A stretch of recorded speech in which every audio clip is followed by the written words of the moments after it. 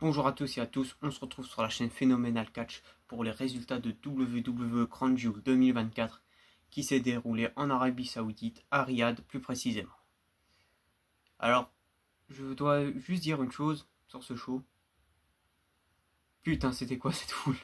Franchement, il y a eu des shows en Arabie Saoudite où la foule était morte, où elle réagissait pas. Je me souviens genre d'un match entre Triple H et Randy Orton où tu t'endormais devant et juste Randy Orton a mis un RKO. Le public a popé et après c'est tout, il n'y a plus rien eu du reste du show. Et là, je sais pas ce qu'ils avaient, mais les Saoudiens étaient chauds. Hein. Ils ont vraiment foutu une ambiance, mais alors digne de ce que nous on a fait à Backlash. Hein. Enfin, digne. C'était quand même pas au niveau de Backlash, faut pas exagérer non plus. Mais putain, ouais, c'était pas mal. Hein. Et surtout, connaître-toi, hein. Eh ben, un très bon show, hein, si on compare surtout au dernier pay-per-view, Bad Blood, SummerSlam, Machine Burning, qui était pas toujours au top. Là, WWE c'est bien rattrapé. Hein. Et donc, du coup, on commence sans plus attendre avec l'opener, l'ancienne Bloodline contre la nouvelle Bloodline. Très surprenant comme opener, mais c'était en même temps une bonne idée. Alors, déjà, faut noter l'entrée de l'ancienne Bloodline où il y a eu Roman Reigns et Jimmy Uso et Jey Uso qui est venu à part. Donc déjà, ça montre encore qu'il y a des tensions entre Jey et Roman Reigns. Et ce qu'on peut aussi compter de la nouvelle Bloodline, c'est que c'est bien Jacob Fatu qui a catché, pas Tangaloa. Heureusement que c'est pas Tangaloa qui a catché. Même si je pensais qu'on allait plutôt garder Jacob de côté. Et du coup, on a quand même droit à un super match. On sentait justement qu'il y avait encore de la tension entre Jey et Roman. Et on a eu le fameux moment hot tag entre Roman Reigns et Jey Uso. C'est plutôt Jey qui a fait le hot tag à Roman Reigns. La foule a popé. On a eu enfin cette grosse confrontation entre Roman Reigns et Solo Sikoa. En fait, j'ai l'impression que dans ce match, on a eu tout ce qu'on n'a pas eu avec le match entre Roman Reigns, Cody Rhodes et Jacob Fatu et Solo Sikoa. Vraiment, c'était un super match. Et donc du coup, malheureusement, à la fin, victoire de la nouvelle Bloodline avec Solo Sikoa qui fait le tomber sur Roman Reigns. C'est très important parce que je trouve que ça crédibilise Solo Sikoa et il en avait vraiment besoin. Et à la fin du match, on a Sami Zayn qui a débarqué pour sauver en fait l'ancienne Bloodline. Ce qui était très cool. Et en même temps, ça fait toujours bizarre de revoir justement cette alliance Roman Reigns, Sami Zayn, tout ça. Et à la fin du match, Roman Reigns et Sami Zayn ont voulu porter tous les deux une prise à Solo Sikoa. Solo Sikoa a esquivé et Sami Zayn a sur Face mis un kick à Roman Reigns. Et on peut voir que justement ça crée des tensions encore entre Sami Zayn et Jimmy Uso. Jey Uso qui prend sa défense. Donc on sent qu'il y a encore des choses à régler entre la Bloodline. Mais moi personnellement je suis dedans. Et on sait tous que ça va amener à un War Games match aux séries. C'est sûr et certain que voilà, ça va amener un match aux séries. Match suivant, c'était le match pour les Women's Tag Team Championship. J'ai pas grand chose à dire sur ce match.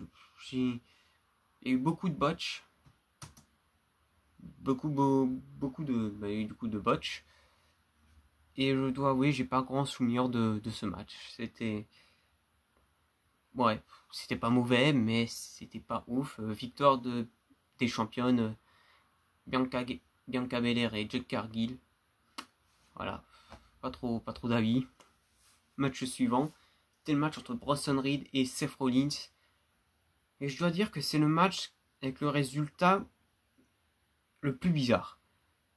Parce qu'on a eu un super match où Bronson Reed a vraiment, pour moi, dominé une grande partie de la rencontre. Il a vraiment été crédibilisé.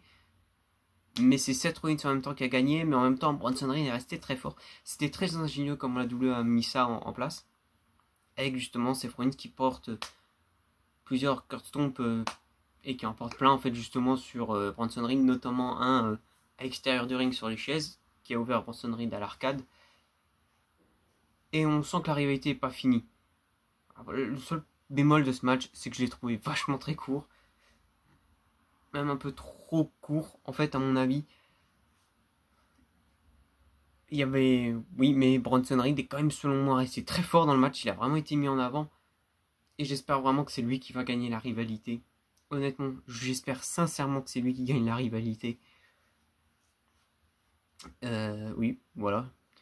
Donc du coup, victoire de Seth Rollins. Et ce qui était assez amusant du coup à la fin du match, c'est Bronson Reed qui s'est tout de suite relevé et qui a pointé Seth Rollins, lui dit viens là, on va régler nos comptes. Et Seth Rollins qui a fait non, non, moi je me casse, on se retrouve à Raw. Effectivement, la réalité continue. Du coup, ça va clairement amener un match au Survivor Series. Il faut juste que Bronson Reed gagne la rivalité, par pitié. Parce que pour moi, ça pourrait vraiment le crédibiliser en tant que challenger pour le titre de Gunther. Voilà, donc victoire de Seth Rollins. Match suivant, c'était le match entre Liv Morgan et Nia Jax. Et honnêtement, le match est un petit peu intéressant vers la fin. Mais bon, in-ring, c'était pas ouf, honnêtement. C'était mieux que je pensais d'ailleurs. Mais c'était pas ça. C'était clairement pas un niveau d'un PLE. La chose intéressante, c'est que euh, Tiffany Stratton a tenté de cashing. Et c'est Nia Jax qui a dit non, c'est pas le moment.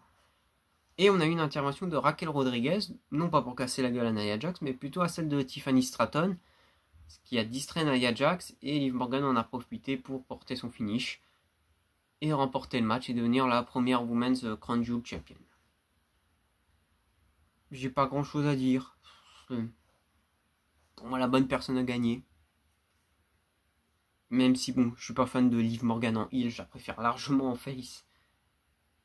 Parce qu'en heel, je la trouve pas crédible, je la trouve insupportable, mais ouais, je suis quand même content pour Liv Morgan. Donc victoire de Liv Morgan et pas grand chose d'autre à dire. Le match suivant, c'était la confrontation entre Kevin Owens et Randy Orton. Alors, on n'a pas eu de match, ça a été une grosse bagarre. Et pour moi, c'est ce qu'il fallait. Ça a clairement crédibilisé Kevin Owens qui a à la fin sauté sur Randy Orton sur une table. Clairement, pour moi, c'était ce qu'il fallait faire. Du coup, ça va pas tout de suite amener un match entre Cody Rhodes et Kevin Owens. Ça va prolonger la rivalité entre Randy Orton et Kevin Owens. C'est ce qu'il fallait. Clairement, là, Kevin Owens a clairement été crédibilisé. Ça enterre pas Orton, pas du tout. Et je pense que ça va finir dans un match, mais un match à stipulation, genre un street fight match ou un no holds bar match. Enfin, faut vraiment déjà qu'il y ait une stipulation par contre sur. On sait qu'ils vont se affronter du côté des séries. Et voilà. J'ai pas grand chose à dire, mis à part que c'était. Bon, c'était vraiment le bon truc à faire. Et d'ailleurs, j'ai remarqué que c'était un show où on a beaucoup crédibilisé beaucoup de personnes. Remarqué Solo Sikoa, Bronson Reed, Kevin Owens. Pas mal quand même. Quand même sur un bon show. Hein. Et avant-dernier match, donc match suivant, était le match pour le championnat des États-Unis où le champion LA Knight défendait contre Carmelo Hayes et Andrade. Un peu déçu de ce match. Ce match il a duré quoi 8 minutes. Pour moi, ce match aurait dû facile durer 15 minutes. Parce que c'était honnêtement très court. Ça fait quelques temps que la rivalité durait. Donc pour moi, il aurait fallu vraiment un gros match. Et ouais, je dois avouer que j'étais un peu déçu. Ça a été vraiment fait à la va-vite, je trouve. Surtout vu le talent des 3 catcheurs, ça aurait mérité beaucoup mieux. C'était cool qu'ils étaient en avant-dernier match. Ça leur a mis une bonne place sur la carte. Mais bon, voilà. Je suis pas trop convaincu de les avoir mis dans qu'ils soient avant, enfin, que le match ait duré que 8 minutes. La prise de finition, le finish du match, c'était cool. LA Knight qui porte son finish en même temps sur Carmelo et Andrade. Je sais plus lequel prend le tombé, mais voilà, c'était quand même un bon match. Je pense que la rivalité va quand même continuer entre Carmelo et Andrade. Pas Andrade. Si, entre Carmelo et Andrade. Mais voilà. Je sais pas qui sera le prochain adversaire de LA Knight, qui a pour l'instant un bon règne. Et voilà, pas grand chose à dire. Mis à part que voilà, le match aurait dû durer plus longtemps. Et le main event, Cody Rhodes contre Gunther. Perfection, un des matchs de l'année. Il n'y a pas eu d'intervention de machin quoi, ça a été juste parfait. Il y a eu un léger truc avec le public qui ont fait une hola à un moment. Généralement quand le public fait ça, c'est souvent qu'il se fait chier. Bon là j'ai plus l'impression que c'est parce qu'ils étaient dans l'ambiance du match, tout ça, et qu'ils étaient un peu chauds. Mais vraiment, je sais pas quoi d'autre dire que franchement allez voir ce match. Franchement, allez sur internet, vous tapez Cody Rhodes Gunther. Et ouais, là on était clairement sur un des matchs de l'année. Euh, pour moi oui, je continuerai à dire qu'ils auraient dû s'affronter du côté de WrestleMania. Euh, oui, clairement c'était du niveau de WrestleMania. C'est dommage du coup que c'est à Crown Jewel, surtout pour le titre Crown Jewel. D'ailleurs le titre Crown Jewel est vraiment une grosse ceinture si on compare à Liv Morgan et même Cody Rhodes, c'est une assez grosse ceinture. Mais voilà. Euh, Victoire de Cody Rhodes. J'aurais préféré une victoire de Gunther. Cody Rhodes qui remporte par tombée, mais c'était un peu... C'était pas vraiment un roll-up, mais quand même un peu... Je pense que ça va amener potentiellement un rematch entre les deux. Peut-être pas WrestleMania, même si j'aimerais bien. Je sais pas, genre Gunther qui perd le titre et qui remporte le Rumble et qui va défier Cody Rhodes à Mania. Bon, vous voyez que ce serait stylé. Je pense pas que c'est ce qu'on aura. Mais voilà, victoire de Cody Rhodes. Et ça conclut un bain chaud qui avait une belle carte, mais dont la construction des matchs était très bizarre. C'était vraiment pas un truc qui... Du coup, la gueule de la carte était belle, mais en même temps la construction était pas ouf. Et au final, on a eu un excellent show. Vraiment, on a eu... Ça faisait du bien qu'on a...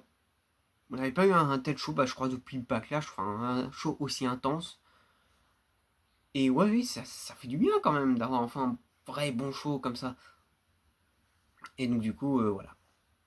C'est tout du coup pour cette review. J'ai dû un peu faire rapide.